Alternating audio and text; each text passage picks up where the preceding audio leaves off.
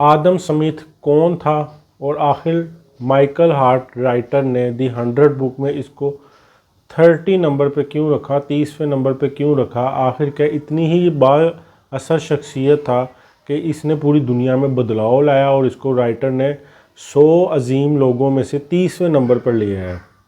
मुझे समझ में नहीं आ रही इसको क्यों लेके आया। क्या आप मेरी इस बात को सुनने के बाद आप भी इसका फ़ैसला करें कि आखिर राइटर इसको 30वें नंबर पर क्यों लेकर आया? जी, अब बात शुरू करते हैं। आदम स्मिथ 1723 में स्कॉटलैंड में पैदा हुआ। इसने ऑक्सफोर्ड यूनिवर्सिटी से आला तालीम हासिल की इकोनॉमिक में और बाद में ये ग्लासगो यूनिवर्सिटी में एज अ प्रोफेसर भी रहा। इसको फेम तब मिला जब इसने अपनी 2 मशहूर किताबें लिखी, जो कि पहली किताब का नाम है थ्योरी ऑफ मॉरल सेंटिमेंट्स, ठीक है, और उसके बाद दूसरी जो इसने बुक लिखी उसका नाम है an inquiry into the nature and cause of wealth of nation, ठीक है। इस बुक के बाद इसको बहुत ज़्यादा फेम मिला। फेम क्यों मिला? क्योंकि इसने जो इकोनॉमिक थ्योरीज थी जो कि पहले चलती आ रही थी, इसने उन सब को जामिया कर दिया, यानी कि बुक की शक्ल में इसने पेश कर दिया। ये नहीं कि पहले थ्योरीज नहीं थी, इसने कोई नई थ्योरी दी, नहीं, इसने उन्हीं लोगों की थ्योरीज़ को एक बुक की शक्ल में पेश किया और कुछ पे इसने तनकीद की, जो कि बाद में पता चला कि इसने भी जो कुछ थ्योरीज दी थी वो भी गलत थी, इसने जो तनकीद की वो भी गलत थी, ठीक है। फिर भी राइटर ने इसको 30वें नंबर पर रखा है बाअसर लोगों में। उस ज़माने में ज़मींदार लोग थे, जागीरदार, उनका ये नज़रिया था कि ज़मीन ही असल प्रॉपर्टी है, इस पे पैदावार ना की जाए, ज़मीन की ही वैल्यू को बढ़ाया जाए और उसको सेल किया जाए, उससे फ़ायदा उठाया जाए। इसने बताया कि नहीं, ज़मीन असल प्रॉपर्टी नहीं है, इसका असल फ़ायदा नहीं है, आप इस पे कुछ पैदावार करें और उसकी पैदावार को बढ़ाएं, वही असल ख़जाना है। इसने कहा तो ठीक था, आप देख लें तब भी जागीर को असल ख़जाना माना जाता था, उसको बढ़ा के पैसे कमाए जाते थे। आज भी ज़मीन को असल ख़जाना माना जाता है, उस पर टाउन बना के उसको बढ़ा कर ही असल पैसे कमाए जाते हैं।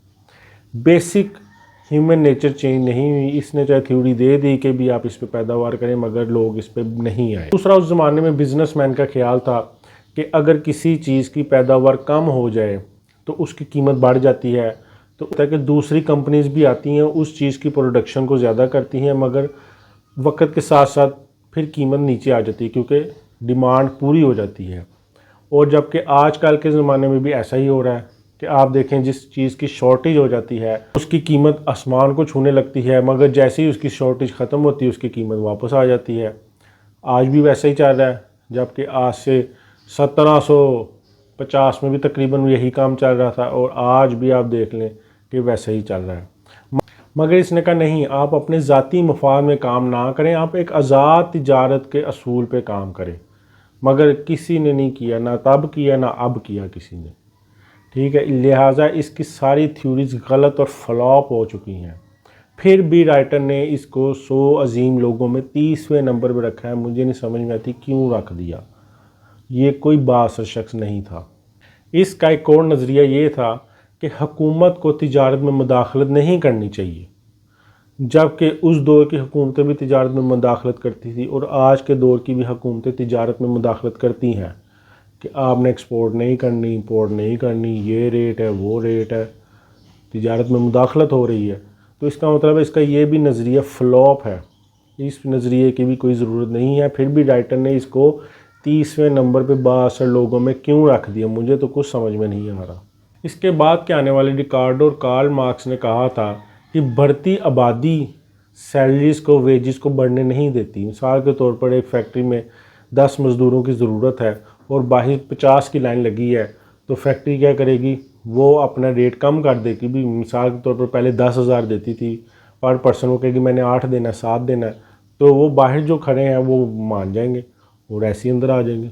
जबकि इनका रिकार्डो और कार्ल मार्क्स का ये नज़रिया आज भी काम कर रहा है। अभी आप चले जाएँ कंपनीज़ में, कंपनीज़ वाले यही कहेंगे इतनी सैलरी लेनी है लो, नहीं तो बाहर मेरे पास हज़ारों लाइन लगी है, मेरे पास हज़ारों सीवीज़ पड़ी हैं। यानी कि इसका ये नज़रिया भी फ्लॉप हो गया। मगर फिर भी मैं इसके इस बात पे इत्फाक करता हूँ इसने ये कहा कि बढ़ती आबादी वेजिस को कम नहीं करती, आप प्रोडक्शन को ज़्यादा करके वेजिस को बढ़ा सकते हैं। यानी कि एक कंपनी है, अगर वो 1 लाख यूनिट बना रही है, अगर वो 5 लाख यूनिट बनाएगी तो ज़ाहिर कंपनी को मुनाफा होगा, तो वो अपने एम्प्लॉयज़ को बेनिफिट्स भी देगी। इस बात पे मैं इसके इत्फाक करता हूँ, मगर यहाँ पे मुझे लोकल कंपनीज़ में ऐसा होता नज़र नहीं आ रहा। मगर फिर भी ये एक अच्छी मल्टीनेशनल कंपनीज़ में ये जहनीत है कि वो अपनी प्रोडक्शन को बढ़ाती है और अपना बेनिफिट एम्प्लॉयज़ तक पहुंचाती है। ये एक पॉइंट मुझे इसकी सारी बातों में बेहतर लगा है कि कंपनी अपनी प्रोडक्शन को बढ़ाए और उससे वेजेस बढ़ती हैं। ये एक पॉइंट पे मैं इत्फाक करता हूँ। और मगर इस पॉइंट की बेस पे इसको आप दुनिया के 100 बाअसर लोगों में से 30वें नंबर पे नहीं रख सकते। इसकी रैंकिंग को कम करना पड़ेगा आदम स्मिथ की। इसकी रैंकिंग को मेरे ख्याल से 100 लोगों से निकाल के 1000 लोगों से भी निकालना पड़ेगा। 10-15 हज़ार नंबर पर रख दें तो कुछ समझ में आती है बात। इसने सारी ज़िंदगी ना शादी की ना इसके बच्चे, और 1790 में ये ऐसे ही जहन्नुम वासिल हो गया और जहन्नुम की तरफ इसका सफ़र शुरू हो गया और ये इस दुनिया से चला गया। फिर भी राइटर ने इसको 100 अजीम लोगों में से 30वें पे रखा है कि ये एक बाअसर शख्स है। मुझे कोई समझ नहीं आ रही।